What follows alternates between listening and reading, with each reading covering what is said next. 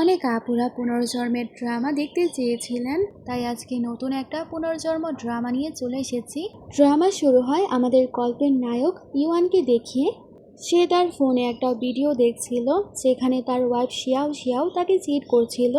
এসব কিছু দেখার পর তো ইউয়ানের অনেক রাগ হয়।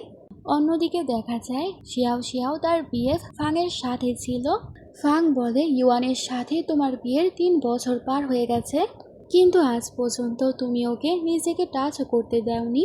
শিয়াও শিয়াও বলে, আমি শুধুমাত্র তাকে টাকার জন্য বিয়ে করেছি, যাতে আমি তার টাকা ইউজ করে তোমাকে সাপোর্ট করতে পারি। তখনই ইউয়ান আসে এবং তার ওয়াইফকে চড় মারে আর ফাংকে পর্দার কাছ থেকে বের করে।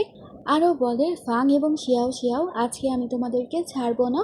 সেখানে ফাং এবং তার মধ্যে ফাইটিং শুরু হয়ে যায় আর এরকম ভাবেই চাকু সেখানে ইউয়ানের পেটে ঢুকে যায়। সেখানে ফাং তো ইউয়ানকে বলে, তুমি তোমার সব সময় শিয়াও শিয়াওকে দিয়েছ, যে তোমাকে একদমই পছন্দই করতো না, কিন্তু ইয়ানরান নামের যে মেয়েটা তোমার সাথে এক বেঞ্চে বসতো সে তোমাকে কতই না পছন্দ করত, কিন্তু কখনোই তুমি তার উপরে মনোযোগ দাওনি। কতই না লজ্জাজনক ব্যাপার, সে এখন অনেক বড় স্টার হয়ে গেছে, সে তোমার জন্য পাতলা হয়েছে, সুন্দরী হয়েছে। আর আমি তো এখন এটাও জানতে পেরেছি সে অনেক ধনী পরিবারের মেয়ে, যে তার পরিচয় সবার কাছ থেকে লুকিয়েছিল। তাছাড়া ইয়ানরান তোমাকে এতই ভালোবাসতো, সে তো আজ পর্যন্ত বিয়েও করেনি, কিন্তু এখন আর কিছুই হবে না, তোমার খেলা শেষ। এসব কিছু বলে তারা অনেক হাসে। ইউয়ান ভাবে, আমি তো জানতামই না ইয়ানরান আমাকে এতটা ভালোবাসে। আরও সেখানে মনে মনে ভাবে, শিয়াও শিয়াও আর ফ্যান, আমি যদি আরেকটা জীবন পাই আমি কখনোই তোমাদেরকে ছাড়বো না। আর সেখানে ইউয়ানের মৃত্যু হয়, কিন্তু ভাগ্য তাকে আরেকটা সুযোগ দেয়, কারণ পুনর্জন্ম হয়ে সে পাস্টে চলে গেছে। যেদিনও শিয়াও শিয়াওকে প্রপোজ করবে একদম সেদিনই তো তার পুনর্জন্ম হয়েছিল। ইউয়ান ভাবে, এসব কিছু আবার কি, এর মানে কি আমার পুনর্জন্ম হয়েছে? আমি একদম সেই দিনে চলে এসেছি যেদিন আমি শিয়াও শিয়াওকে প্রপোজ করেছিলাম। সেখানে শিয়াও শিয়াও ওকে বলে, তুমি 3 বছর ধরে আমার পেছনে পড়ে আছো, তাই আমি আজকে তোমাকে সুযোগ দিচ্ছি, তুমি আমাকে প্রপোজ করলে করে ফেলো। সেখানে ইউয়ান বলে, আমি তোমাকে কখন বলেছি আমি তোমাকে পছন্দ করি, আর আমি কেনই বা তোমাকে প্রপোজ করব? সেখানে ফাং বলে, আজকে ক্লাসের সবাই এখানে আছে, তুমি যদি এরকম ভাবে এসব কথাবার্তা বলো তাহলে শিয়াও শিয়াওয়ের কত ইনসাল্ট হবে। ইউয়ান ভাবে, এই শয়তানগুলো কি ভাবছে, আমি পুনর্জন্ম হয়ে যাওয়ার পরেও সেই ভুল আবারও করব। ওর নজর সেখানে ইয়ানরানের ওপরে যায়, আরও ভাবে এটাই তো সে। সেখানে শিয়াও শিয়াও বলে, তুমি যা বলবে জলদি করে বলো, তোমার ওপরে ব্যয় করার মতো আমার কাছে কোনো সময় নেই। ইউয়ান বলে, হ্যাঁ তুমি ঠিকই ভাবছো, আমি আজকে একজনকে কনফেস করব, কিন্তু তোমাকে না, আমার ভালোবাসার মানুষকে। আর আমার ভালোবাসার মানুষ হলো। এ কথা বলার পর তো ও ইয়ানরানকে দেখে। শিয়াও শিয়াও বলে, তুমি আবার আমাকে এটা বলো না, তুমি সেই মেয়েকে পছন্দ করো, সেই ফ্যাট মেয়েকে। ইউয়ান বলে, তুমি একদম ঠিক গেস করেছো, আমি আজকে ইয়ানরানকেই প্রপোজ করব। সেখানে ইয়ানরানের কাছে কয়জন ছেলে গিয়ে ওকে বুলি করে, কিন্তু ইউয়ান সেখানে চলে যায় আর বলে, সে হচ্ছে আমার ডেস্কমেট, আর কেউ যদি ওকে বুলি করে আমি তাকে ছাড়বো না। আমার তো এই নায়িকাকে একেবারে কিউটের ডিব্বা মনে হচ্ছে। ইউয়ান ভাবে, আগের জন্মে সবাই ওকে অনেক বেশি বুলি করতো, তাই স্কুল শেষ না হওয়ার আগেই সে নিজেকে একদম পরিবর্তন করে ফেলে আর অনেক স্লিম হয়ে যায়, আর একজন ড্যাসলিং স্টার হয়ে গিয়েছিল। কিন্তু এই জীবনে যখন আমি ডিসাইড করেই ফেলেছি সেই হবে আমার ভালোবাসার মানুষ, আমি সব পদক্ষেপে ওকে সাহায্য করব। আরও সেখানে ইয়ানরানকে বলে, তুমি কি আমার সাথে ভালোবাসার সম্পর্কে যাবে? ও তো সেখানে পুরাই শকড হয়ে যায়। ইউয়ান সেখানে ওর হাত ধরে, তখনই রেগে সেখানে শিয়াও শিয়াও আসে। আরও ইউয়ানকে বলে, তুমি আমার মতো সুন্দরীকে ছেড়ে কিভাবে মোটা মেয়েকে পছন্দ করতে পারো আর প্রপোজও করতে পারো? ইউয়ান বলে, তুমি কে আর নিজেকে কি মনে করো? তুমি তো ইয়ানরানের একটা চুলেরও সমান না। তুমি চাও আমি তোমাকে কনফেস করি, কিন্তু এই জীবনে কেন কোনো জন্মে আমি তোমাকে প্রপোজ করব না। আর ভালোবাসা তো দূরের কথা, আর ওকে নিয়ে চলে যায়। ওদের যাওয়ার পর সেখানে ফাং ওকে বলে, তুমি একদমই রাগ দেখিও না, আমার তো মনে হচ্ছে ইউয়ান তোমাকে জেলাস করাতে এসব কিছু করছে। শিয়াও শিয়াও ভাবে, ফাং একদম ঠিকই বলছে, সে আমার মনোযোগ পাওয়ার জন্য এসব কিছু করছে, কিন্তু তার এত সাহস, সে মোটা মেয়েটার সাথে আমাকে তুলনা করেছে। এখন আর 1 সপ্তাহ পর্যন্ত আমি তার সাথে কোনো কথাই বলবো না। তারপর দেখা যায় ইউয়ান তো তার ফিউচার প্রজেক্ট নিয়ে কাজ করছিল। ইয়ানরান বলে, তুমি তোমার গোল অ্যাচিভ করে নিয়েছো, এখন আমি যাই। ইউয়ান ভাবে সে আবার ভাবছে না তো আমি শিয়াও শিয়াওকে জ্যালাস করার জন্য তার সাথে আছি। ও সেখানে ইয়ানরানের হাত ধরে আর বলে আমি একদমই সিরিয়াস, তাই প্লিজ আমার গার্লফ্রেন্ড হয়ে যাও। আর আমার সাথে শিয়াও শিয়াওয়ের কোনো সম্পর্ক নেই আর থাকবেও না। ইয়ানরান বলে কিন্তু আমি তো অনেক বেশি মোটা আর তুমি তো অনেক পপুলার একটা ছেলে। ইউয়ান বলে তো কি হয়েছে তুমি এত মোটা বলে? মোটা মানুষের মধ্যে লুকিয়ে থাকা রত্ন থাকে। আর আমার বিশ্বাস তুমি যদি একবার স্লিম হয়ে যাও সব থেকে বেশি সুন্দরী লাগবে। ইয়ানরান বলে আমাকে টিজ করো না। ইউয়ান বলে আচ্ছা ছাড়ো, আর কয়দিনের মধ্যেই তো আমাদের ইন্টার্ন পরীক্ষা। আমার কয়টা অঙ্কে অনেক সমস্যা আছে, তুমি কি আমাকে সাহায্য করবে? সেখানে ইয়ানরান ওকে সাহায্য করেছিল আর ইউয়ান ভাবছিল আমি আমার আগের জন্মে ইউনিভার্সিটিতে যেতেই পারিনি, কিন্তু এবার আমি কিছু না কিছু করব, ভালো করে পড়াশোনা করব। ইউয়ান বলে চলো আমরা একটা ডিল করি, তুমি রাতে ইন্টারনেট ক্যাফে এসে আমাকে প্রত্যেক দিন পড়াবে আর দিনে আমি তোমাকে সাহায্য করব তোমার ওজন কমাতে। রান বলে আমি কি সত্যি ওজন কমাতে পারবো? ইউয়ান বলে হ্যাঁ অবশ্যই পারবে। সেখানে দুইজনে ডিল করে, রান ওকে পড়াতো আর ও তাকে এক্সারসাইজ করাতো। এখন দিনে তারা ব্যায়াম করতো আর রাতে পড়াশোনা।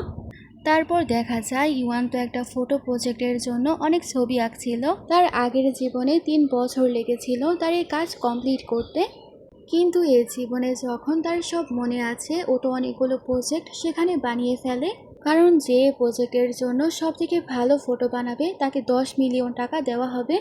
তখনই রান ওকে কল করে আর তাকে জিজ্ঞেস করে আমাদের পরীক্ষার আজকে রেজাল্ট দিয়েছে, তুমি কি স্কোর দেখেছ?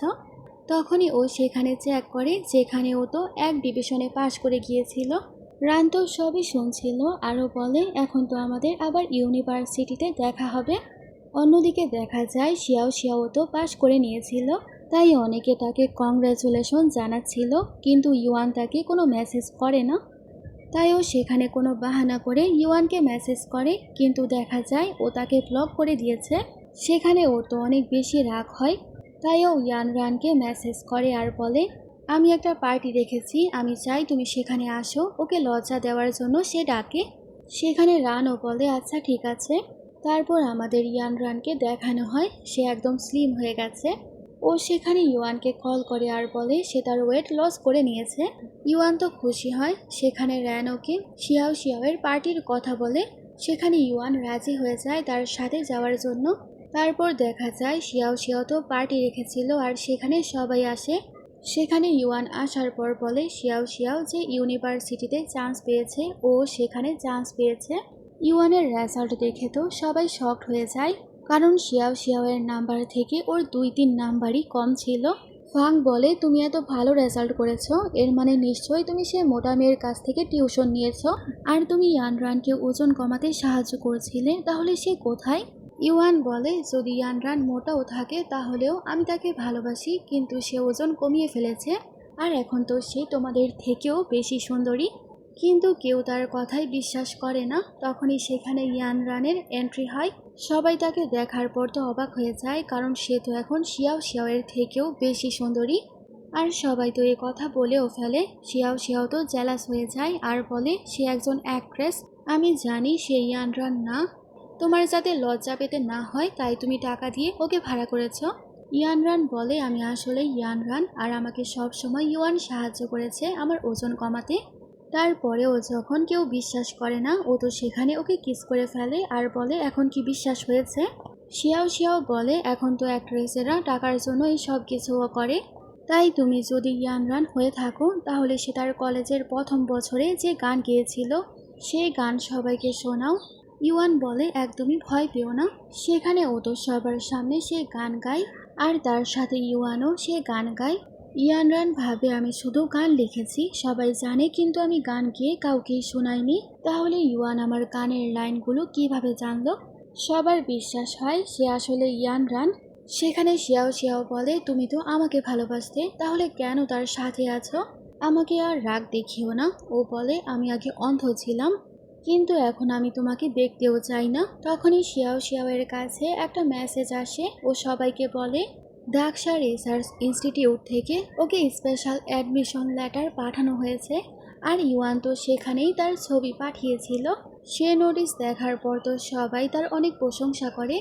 শিয়াও শিয়াও বলে, এখন বলো তুমি কাকে চুজ করবে, আমাকে নাকি ওকে? ইউয়ান বলে, আমি সব সময় আমার জিএফকেই চুজ করব। সেখানে সবাই তো অবাক হয়ে যায় আর বলে সে অনেক বড় ভুল করছে।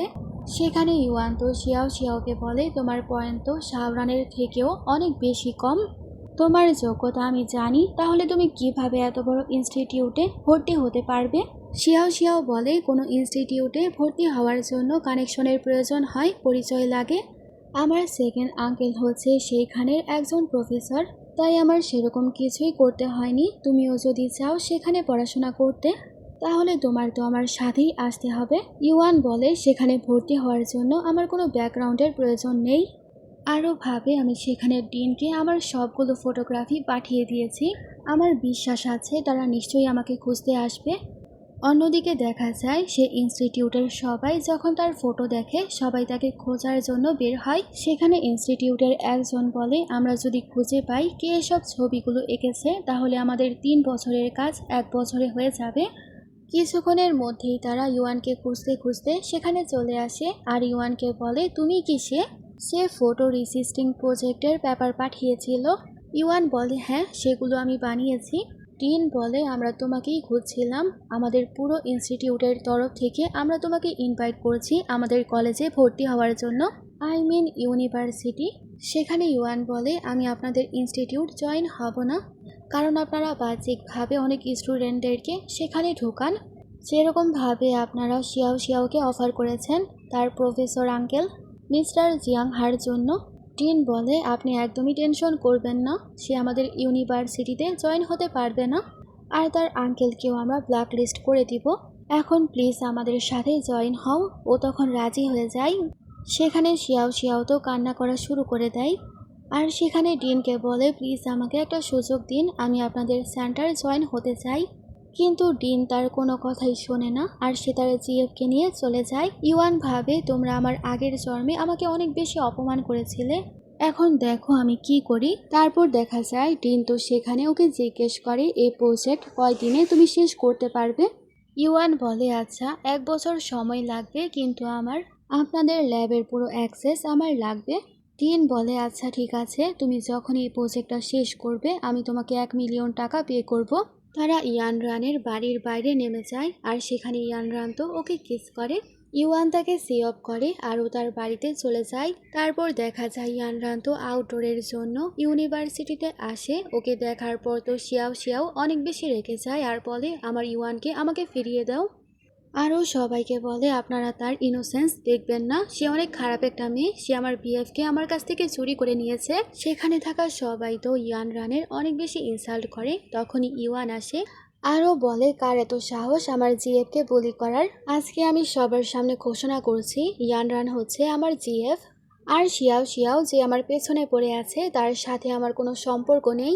সেখানে শিয়াও শিয়াও তো রেগে যায় আর বলে, কয়দিন পরই হচ্ছে ট্যালেন্ট কম্পিটিশন, আমি সেখানে আমার ট্যালেন্ট সবাইকে দেখাবো, তখন তুমি হ্যাঁচড়াতে আমার কাছে আসবে। সেখানে ইউয়ান তো ইউনরানকে বলে, আমার মনে শুধুমাত্র তুমিই আছো, তাই তুমি একদমই প্যারেশান হইও না। ইয়ানরান ভাবে, আমি আমার ট্যালেন্টের মাধ্যমে তোমাকে গর্বিত করব। আরও ট্যালেন্ট শোয়ে পার্টিসিপেট করার জন্য যায়। সেখানে শিয়াও শিয়াও চলে আসে আর সিনিয়রকে বলে, সে মেয়েটা অনেক বেশি খারাপ, তাছাড়া তার ওজন তো আগে 200 কেজি ছিল, আর সে তো আমার বিএফকে আমার কাছ থেকে চুরি করেছে। সে যদি ট্যালেন্ট শোয়ে পার্টিসিপেট করতে পারে তাহলে তো আমাদের অনেক অসম্মান হবে। সেখানে সিনিয়র বলে, ও আচ্ছা, সে একজন মিস্ট্রেস। আর সে ইয়ানরানকে বলে, তুমি পার্টিসিপেট করতে পারবে না। সেখানে ইয়ানরান বলে, আমি কিছুই করিনি, আর ইউয়ান নিজের ইচ্ছায় আমার সাথে আছে। সেখানে ইউয়ান এসে তার নাম সাইন করে আর বলে, আমি থাকতে কেউ তোমাকে বুলি করতে পারবে না। সেখানে রানও তো খুশি হয়। তারপর আমাদের সে ট্যালেন্টের শো দেখানো হয়। সেখানে শিয়াও শিয়াও তো সোলো পারফরমেন্স দেয়, সবাই তার প্রশংসা করে। তারপর সেখানে ইয়ান রানের পালা। আমাদের হিরো তো সেখানে মিউজিক বাজায় এবং তার হিরোইন তো গান গায়। রানের গান তো সবার কাছে ভালো লাগে এবং সে তো জিতেও যায়। এসব দেখে আবার শিয়াও শিয়াও অনেক বেশি রাগ হয়। তারপর দেখা যায় রান তো সেখানে ওকে ধন্যবাদ জানায়, কারণ ইউয়ান তাকে সাহায্য করেছে তার ওজন কমাতে এবং তাকে কনফিডেন্ট হতে। ইউয়ান বলে, সব তোমার মেহনতের কারণে হয়েছে। তখনই ইউয়ানকে ওর মা কল করে আর বলে কালকে তোমার বাবার জন্মদিন, তোমার বাড়িতে আসতে হবে। ও তার মাকে বলে আচ্ছা ঠিক আছে, আর আমি সাথে করে আমার ফিউচার ওয়াইফকেও নিয়ে আসবো। সেখানে রান তো লজ্জা পেয়ে যায় আর ওয়াশরুমের বাহানা করে, আর যখনই চলে যাবে তখনই ইউয়ান তাকে কাছে করে ফেলে আর কিস করে। সেখানে রান তো অনেক বেশি লজ্জা পায় আর পালায়। এই সব কিছু আবার শিয়াও শিয়াও দেখে ফেলে আর জেলাস হয়, আর সে বলে ইউয়ান শুধুমাত্র আমার, আমি ওকে হাসিল করে ছাড়বো। আরও সেখানে ফাঁকে বলে সবখানে খবর ছড়িয়ে দাও, ও আমার বিএফকে চুরি করেছে, যাতে সবাই ইয়ান রানকে অনেক খারাপ খারাপ কথা বলে। আর এটাও ছড়াবে সে লিপ সিং করে গান গেয়েছে। ফাং ভাবে আমি তার কথা মতোই কাজ করব, যাতে আমি পরে ইউন রানকে পেতে পারি। আরও ঠিক আছে বলে, মানে দুইটাই খারাপ। তারপর দেখা যায় ইউয়ান যখন রানের সাথে হাঁটছিল তখনই একজন আসে এবং সেখানে রানকে মিস্ট্রেস বলে আর তাকে ফ্রড বলে কিছু মারে, কিন্তু ইউয়ান ওকে বাঁচায়। আর ও সেখানে রানকে বলে বেশি ভেবো না, সে একটা ইডিয়ট আর কিছুই না, আর ও তাকে সাথে করে নিয়ে চলে যায়। তারপর দেখা যায় তারা যেখানেই যাক না কেন সেসব রুমার্সের জন্য তারা সবাই তো সেখানে রানকে অনেক কথা শোনায়, কিন্তু ইউয়ান সব সময় ওকে বাঁচায়, রক্ষা করে। এবার ইউয়ান আর সহ্য করতে পারে না আর শিয়াও শিয়াওকে বলে এসব কিছু তোমার কাজ তাই না? শিয়াও শিয়াও বলে না তো, তাছাড়া তোমার কাছে কি কোনো প্রমাণ আছে? আর ইয়ান রানের মধ্যে কি এরকম আছে তুমি ওকে রক্ষা করছো, ওর পক্ষ নিয়ে কথা বলছো? ইউয়ান বলে কারণ সে আমার জিএফ হয়। শিয়াও শিয়াও ভাবে যে কোনোভাবে আমি তোমাকে নিজের করে ছাড়বো। আরও সেখানে ক্ষমা চাওয়ার নাটক করে আর বলে আমার খারাপ কাজের জন্য আমি অনেক বেশি অনুতপ্ত, তাই প্লিজ আমরা আবারও একসাথে চলে আসি। ইউয়ান বলে আমি আগেও কখনো তোমাকে কনফেস করিনি, তাছাড়া ভবিষ্যতেও আমার কোনো ইচ্ছা নেই। শিয়াও শিয়াও রেগে যায় আর বলে এই মোটির মধ্যে কি এরকম আছে, আর কিছুদিন পরই খাবার খেয়ে সে আবারও মোটা হয়ে যাবে। ইয়ান রান বলে না এরকম কিছুই হবে না, আমি আর অলস হবই না। আর সেখানে ওর হাত ধরে ইউয়ান তো অনেক খুশি হয়। তারপর তারা দুজনেই তো ওদেরকে ইগনোর করে চলে যায়। তারপর দেখা যায় তারা দুজনেই ইউয়ানের বাবার জন্মদিনে আসে। তখনই সেখানে আবার ইয়ানরানও আসে তার উপহার নিয়ে। শিয়াও শিয়াও রেগে যায় আর বলে তুমি এই পার্টিতে বিলং করো না, তুমি এখানে কি করছো? রান বলে আমি হলাম ইউয়ানের গার্লফ্রেন্ড, আমি কেন আসতে পারবো না? শিয়াও বলে তোমাকে অনেক খারাপ দেখাচ্ছে, আর ইউয়ান হচ্ছে একজন রাইজিং স্টার, তুমি তার সাথে একদমই মানাও না, আমি মানাই, তাই চুপচাপ বের হয়ে যাও। সেখানে ও বলে আমি আঙ্কেলের জন্য উপহার নিয়ে এসেছি আর আমি যাবও না, আমি আঙ্কেলকে তার উপহার দিয়ে তারপরই যাব। শিয়াও বলে তুমি গরিব একটা মেয়ে, কী বা আনতে পারবে? আর সেখানে তার উপহার ছিনিয়ে নেয়, আর তার উপহার ছিল একটা বেল্ট, সেটা বের করে আর বলে এটা কি এনেছো, এটা কোনো উপহার হলো? আর সে ইয়ান রানের অনেক বেশি ইনসাল্ট করে। তখনই ইউয়ান আসে এবং সে উপহার নিয়ে ভাবে ইয়ান রান হচ্ছে ইয়ান পরিবারের মেয়ে, হতেই পারে না সে কোনো সাধারণ উপহার নিয়ে এসেছে, এটা নিশ্চয়ই অনেক দামি একটা জিনিস, আর যদি সস্তাও হয় আমার কোনো সমস্যা নেই, কারণ মানুষের ভাবনাই হচ্ছে সব থেকে বেশি দামি। ও সেখানে রানকে বলে এটা অনেক সুন্দর একটা উপহার, আমার বাবারও পছন্দ হবে। আরও সেখানে সবার সামনে বলে সে হচ্ছে আমার ওমেন, আমার গার্লফ্রেন্ড। আর শিয়াও শিয়াও আমি কখনোই তোমার বিএফ ছিলাম না আর কখনো হবেও না। তখনই সেখানে ইউয়ানের প্যারেন্টসের এন্ট্রি হয়। সেখানে শিয়াও শিয়াও ওনাদের কাছে আসে আর বলে দেখুন আন্টি, সে তো ইউয়ানকে ধোকা দিচ্ছে, আর সে আপনার পার্টিতে চলে এসেছে, তাকে বের করে দিন। ইউয়ানকে ওর বাবা সেখানে জিজ্ঞেস করে এসব কি চলছে, ও বলে বাবা কিছুই না, এ মেয়েটা একটু বেশি কথা বলছে। ওর মা সেখানে বলে আমি তো অনেক খুশি, ফাইনালি আমার ছেলে কোনো মেয়েকে বাড়িতে নিয়ে এসেছে। আঙ্কেল শাও শাওকে বলে যদি কোনো তামাশা না করো তাহলে এখানে থাকতে পারো, আর না হলে চলে যাও। সেখানে শিয়াও শিয়াও তো কিছুই বলতে পারে না। ইউয়ান সেখানে সবার সামনে বলে এটা হচ্ছে ইয়ান রান, আপনাদের ফিউচার ডটার ইন ল। তারা দুইজনে খুশি হয়, ওর মা তো সেখানে ওকে ব্রেসলেট দেয়, ওদের খানদানি ব্রেসলেট। তারপর দেখা যায় সবাই তো ভেতরে যায়। ইয়ান রান সেখানে যাওয়ার পর তার শ্বশুরকে তার বার্থডের উপহার দেয়। মিস্টার লিনের তো তার উপহার অনেক বেশি ভালো লাগে, সে তো সেখানেই সেটা ট্রাই করে আর সে ইয়ান রানকে ধন্যবাদ জানায়। সেখানে সবাই তো ইউয়ানের প্রশংসা করে, সে এত কম বয়সে কত কিছুই না অ্যাচিভ করে নিয়েছে। আর সবাই তো সেখানে স্টক মার্কেটের কথাও বলে। ইউয়ান ভাবে আমার আগের জন্মে ইয়ান রান তো স্টক মার্কেটে অনেক কাজ করেছিল, আর সে স্টক মার্কেটের ডোমিনারেটর হয়ে গিয়েছিল। তাই আমার বিশ্বাস তার এই গুণ এখনও তার কাছেই আছে। তারা সেখানে ডিসাইড করে তারা স্টক মার্কেটে ইনভেস্ট করবে। তারা দেখতে চায় দুই কোম্পানির শেয়ার কেনার পর কোন কোম্পানির শেয়ার সবথেকে বেশি বাড়ে। ইউয়ান সেখানে তার বাবার কাছে রিকোয়েস্ট করে আমার তরফ থেকে যাতে ইয়ানরা নিজে চুজ করে আমরা কোন জায়গায় ইনভেস্ট করব। আমার বিশ্বাস আছে ইয়ানরা আমাদেরকে একেবারে ঠিক শেয়ার কিনতে সাহায্য করবে। ইউয়ানের প্যারেন্টসেরা তো রাজি হয়ে যায়, কিন্তু অন্য সবাই তো অন্য আরেকটা কোম্পানিতে ইনভেস্ট করে। ইউয়ান জানে সে নিশ্চয়ই জিতবে। তার কিছুক্ষণ পর দেখা যায় প্যান যেখানে ইনভেস্ট করতে বলেছিল সেই কোম্পানির শেয়ার তো অনেক বেশি উপরে উঠে যায় আর মিলিয়নের থেকেও বেশি লাভ হয়।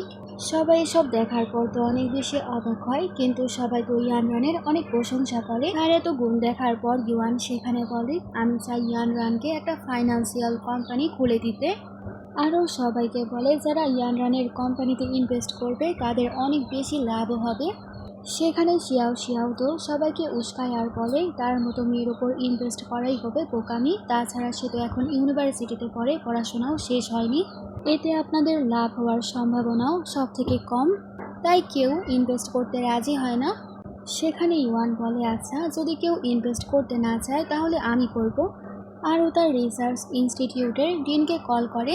আরও ডিনকে বলে সে প্রজেক্ট শেষ হলে আপনার আমাকে 1 বিলিয়ন টাকা দেওয়ার কথা, কিন্তু এখন আমার আর্জেন্ট 50 মিলিয়ন টাকা লাগবে, আর তার পরিবর্তে আমি আপনাকে প্রজেক্টের আরও কয়টা ছবি দেখাবো। ডিন বলে আচ্ছা ঠিক আছে আমি আগে ছবি দেখবো তারপরে ডিসাইড করব। তারপর ডিন আসে এবং সব কিছু চেক করে। ফটো দেখার পর অনেক হতবাক হয়ে যায় আর সে ইউয়ানের অনেক বেশি প্রশংসা করে, কারণ তার কারণে ফটো রেসিস্টিং প্রজেক্ট 1 বছরে কমপ্লিট হয়ে যাবে। সবাই তার এত সাকসেস দেখার পর রানের কোম্পানিতে ইনভেস্ট করার জন্য রাজি হয়ে যায়। শিয়াও তো অনেক বেশি জেলাস হয় এবং ডিন তো সেখানে টাকা দেওয়ার জন্য রাজি হয়ে যায়। শিয়াও এবং ফান তো বেশি কথাবার্তা বলছিল, তাই ওদেরকে বের করে দেওয়া হয়। ডিন বলে তুমি আমার মন একদম খুশি করে দিয়েছ। তারপর 1 বছর পরে সিন দেখানো হয় ইউয়ান তো সেই প্রজেক্ট একেবারে কমপ্লিট করে ফেলেছে আর ইয়ানরান তো ফাইন্যান্সিয়াল কুইন হয়ে গেছে। আরও যখনই তার অফিসে কাজ শেষ করে বের হচ্ছিল তখনই ইউয়ান আসে, তাকে কোলে করে গাড়িতে ওঠায় আর ওকে কিস করে বাড়িতে নিয়ে যায়। দুইজনে একসাথে ডিনার করে আর দুইজনে একে অপরকে হাগ করে ফেলে। এখানে এই ড্রামাটার হ্যাপি এন্ডিং হয়ে যায়। এর মানে হলো মাঝে মাঝে শত্রুর বিরুদ্ধে কিছু না করেও নিজের সাকসেসের মাধ্যমে প্রতিশোধ নেওয়া যায়। এই সুন্দর ড্রামাটা তোমাদের কাছে কেমন লাগলো আমাকে জানাবে। Thanks for watching.